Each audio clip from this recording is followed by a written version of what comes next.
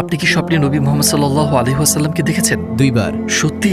আলহামদুলিল্লাহ। এবং আমার স্বপ্নে আমি বালির উপর হাঁটছিলাম একটা বাতাসের বয়ে চলা পথে, যেখানে আমার উপর শুধু পাথর ছিল। আমি আমার হাঁটুর নিচে তাকালাম এবং একটা পদচিহ্ন দেখলাম। কত আশ্চর্যজনক যে পাথরের মধ্যে একটা পদচিহ্ন আছে। এবং আমি স্বপ্নের মধ্যে জোরে জোরে বললাম, এটা এখানে কেন? কার পদচিহ্ন এটি? এবং আমি পেছন থেকে একটা কণ্ঠ শুনলাম, এটা তোমার পিতা ইব্রাহিমের পদচিহ্ন।